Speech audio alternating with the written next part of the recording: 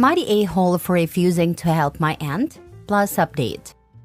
I am 40 female single mother raising my 2 children. My ex-husband cheated on me and was very abusive mentally and physically. He left me for a young woman when I was 26. I by myself worked hard and came up to the position where I am now. I am currently earning 6 figures and doing well. So the background story is, my family didn't support me during my divorce, though they were well off, and I had to move states to find employment and affordable housing. Most of my relatives blamed me for ruining the family's reputation, specifically my mother's sister, the aunt I'm referring to. She spread rumors about me and insulted me on many occasions, and kept talking to my ex and feeding him all my information. I had to go through court battles for custody for my children by myself, while this aunt supported my ex spreading rumors and helping him gain custody for 2 years. Finally, I managed to get the custody of my children and we are happy. Recently, my aunt has been calling me and requesting financial support and asking me to help her children get jobs.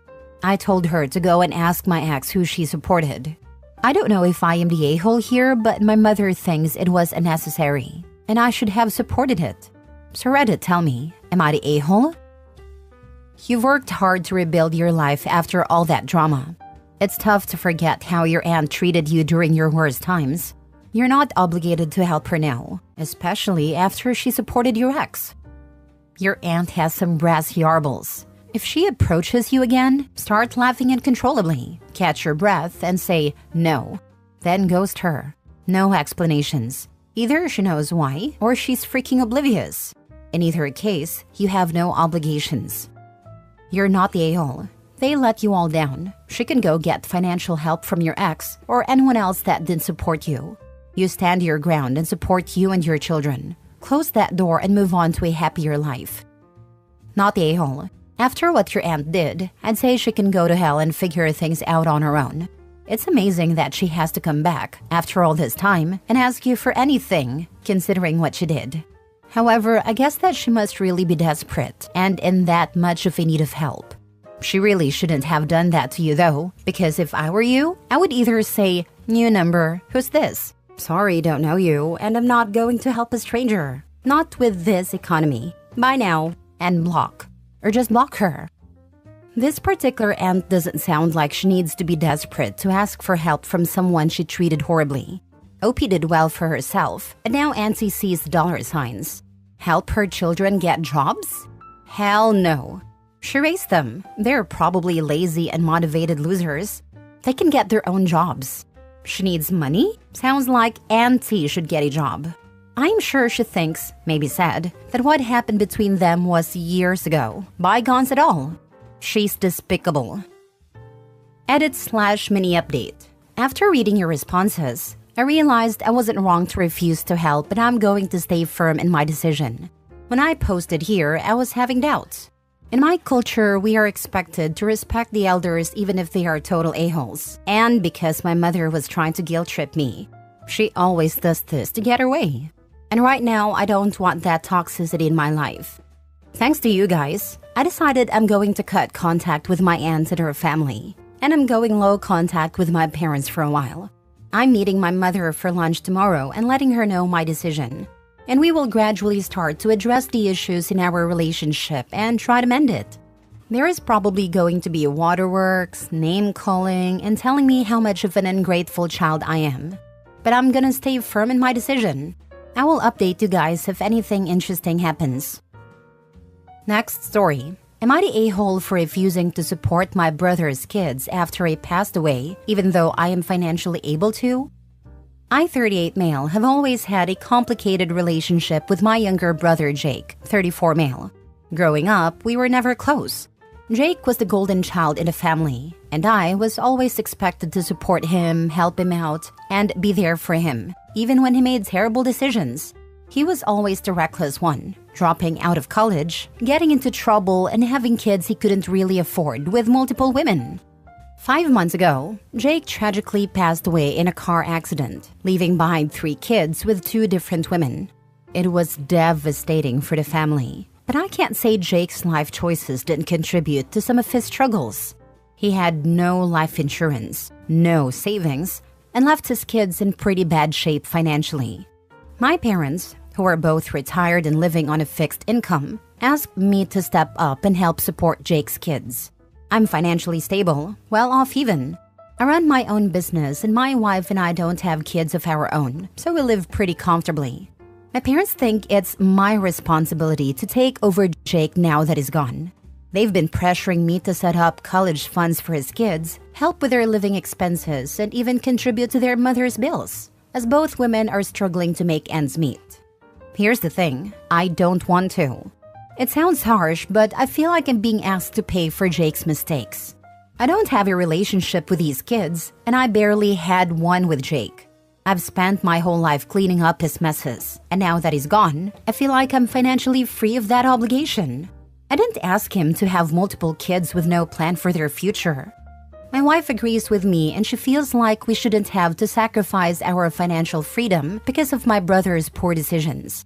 But now my family is furious with me. They're calling me heartless, saying I'm abandoning my own blood, and that Jake's kids will end up in poverty without my help. Some of my friends think I'm being too cold and should at least help a little, even if I don't go all in. I get that these kids didn't ask to be born into this situation, but I also don't think it's my responsibility to fix everything just because I'm the one with money. My wife and I worked hard to get where we are, and I feel like we shouldn't be expected to give that up for decisions we didn't make. So am I the a-hole for refusing to financially support my late brother's kids, even though I can afford it? Those kids have a mother and are eligible for supplementary security income to compensate financially for their deceased father. It is up to their moms to manage their finances. The kids will only be eligible for SSI if their father actually worked and paid into Social Security. Doesn't make them OP's responsibility, but that is not how it works. Given Jake's age at death, we would add in that he had to work 40 quarters, 10 years, in jobs that paid into Social Security.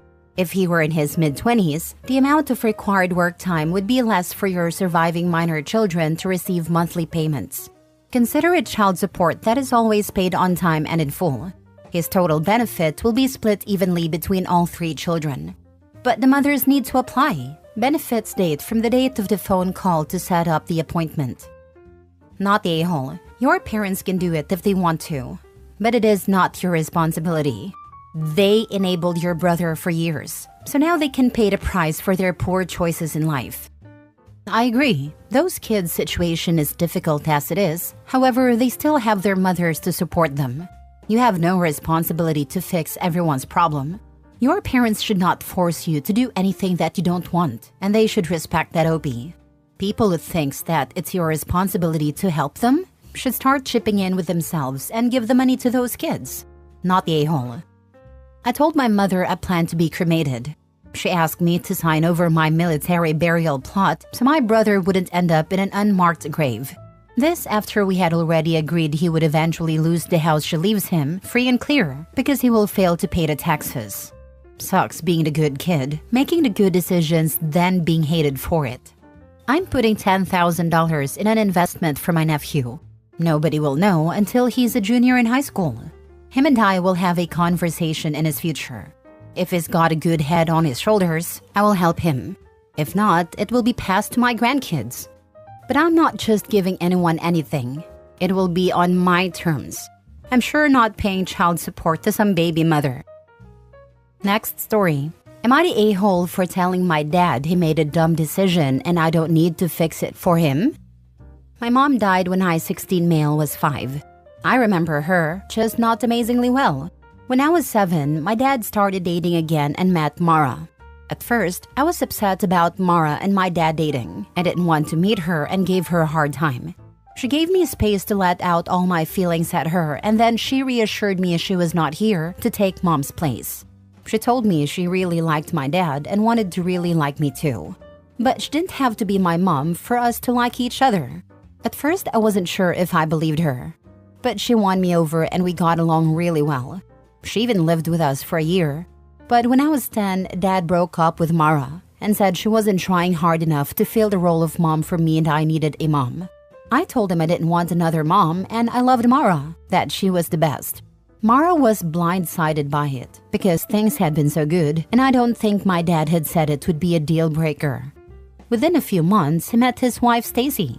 Stacy was a single mom with a 2-year-old daughter. I was 11 then. Stacy was very on board to be my new mom, and I was not.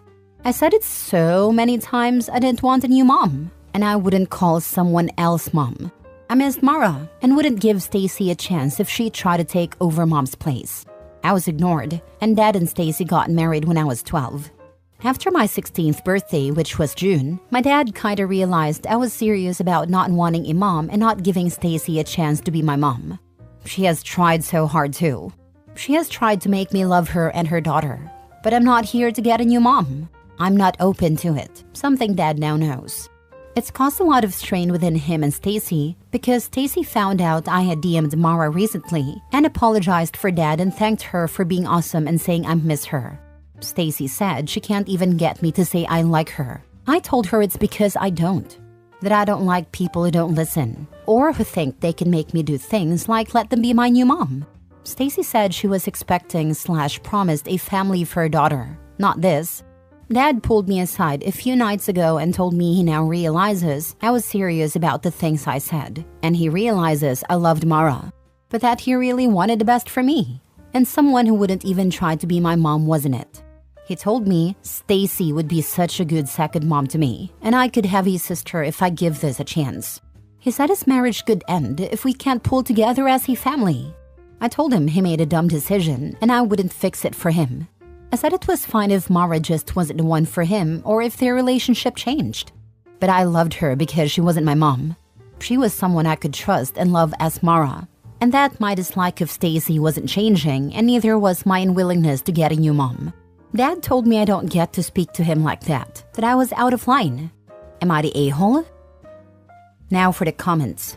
Not a-hole. You have consistently told your dad over the years that you did not want a new mother.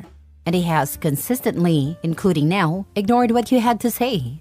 He's the one who screwed up, not you. Sounds like he made promises to Stacy that he expected you to keep for him. That's all on him. And you're right, it's not up to you to fix it. That's exactly how it sounds to me too. He didn't believe me, so he promised her this traditional family with the 4 of us, where she'd get to be a mom to me and I'd be a son to her and a brother to her daughter. At no point did he consider even for a second that I wasn't lying about not wanting a new mom. Took him this long to figure it out. What's worse is he chased away Mara, who actually loved you both, and was probably the only person who ever actually listened to you and heard what you said. She could have really helped you and your dad be closer, if your dad had just stopped with the self-sabotage. Not the a-holopi. And she did while they were together. She was the person who encouraged him to talk more about mom and tell me stories, show me photos. He didn't do that naturally, but he opened way up with her encouragement and I learned so much. Last story. Am I the a-hole for playing favorites with my grandkids and when confronted by my daughter-in-law, telling her that it's due to her? This post is about my son and Amy, my daughter-in-law. They have been married for about 10 years and have 2 kids. They're 10 and 6. At the beginning, I really tried to get along with her, but she made it difficult. She's not very sociable and always put her own mom overseeing her husband's side of the family. This is really apparent with holidays and the kids. She always chooses to go to her mom's for holiday, even if I do it on an early day or late day. If I offer to babysit, she always tells me to ask her mom, or she would get back to me. The time I do babysit or get to hang out with the grandkids, she is criticizing everything I do. Usually saying that's not how her mom or how she does it. At the beginning, my son was trying to fix this, but gave up. We see him separately from his wife and kids. I truly don't understand it, and I have asked if I did anything wrong, but no answer on that. I give up trying when my other son had kids. It is so much better, and I have a great relationship with my other daughter-in-law and the kids. The kids are 9, Ava my step-granddaughter, and 4, grandson. So I gave my Ava a family necklace that was my mother's. She loves it, and has been wearing it everywhere according to my son. That also includes school, which started this issue. My daughter-in-law called up and asked why Ava got a family necklace, but her daughter at 10 didn't get one. I told her I just wanted to give it to Ava. She got angry and told me I was playing favorite and that her daughter is older, so she should have gotten the necklace. I told her that yes, I am playing favorites and it is due to her. I pointed out that I do not know her daughter because of her, that her kids will not be getting any of my family stuff because of her. This was a huge argument, and she called me a jerk and wanted me to give her kid a necklace. I am doubting myself on this. Not the a-hole. What does she want you to do? Sue for grandparents' visitation rights? Oh wait, she wants to keep her kids away from you, but have you give them stuff. Yeah, pass. And maybe talk to your son and say that you find it hurtful when his wife keeps the grants from you, but also demands gifts. For the daughter-in-law, I just ignore the greedy bits and respond to each gift grab with something like, well, it certainly would be nice to see the kids more. Do let me know when they're free to visit. Just so we're on the same page, it sounds like you're okay with the kids not having a relationship with me, but you still want me to give them things. Is that what you're saying? That my purpose in their lives is just about material goods? Not the a-hole. Exactly. Daughter-in-law was perfectly happy never seeing grandma until she found out it was costing her kids stuff. And her response, of course, isn't thinking, maybe I should bring my kids over more so they can bond and let the treatment equalize as a result of that bonding. Nope. Instead, she says, stop showing favoritism and give my kids stuff, with no mention of changing her treatment of grandma. Not the a-hole. It's difficult, but the conversation needs to be steered toward the amount of quality time you're able to spend with your grandkids. She's putting the focus on the gifts that were given, when that's the least important part of the relationship. I wouldn't discuss with Amy about why her daughter isn't getting a necklace. She'll try to poke holes in the argument, come up with counter-arguments, and spend way too much time on that point. The conversations should focus on why you're not able to see your grandkids for the holidays, why you can't babysit them, why you can't spend more time with them. Hopefully, the necklace is causing your granddaughter to pressure Amy about seeing you more, even if it's for slightly jealous reasons. And now is a great time for your son to start trying to fix this again. Amy seems to have a renewed interest.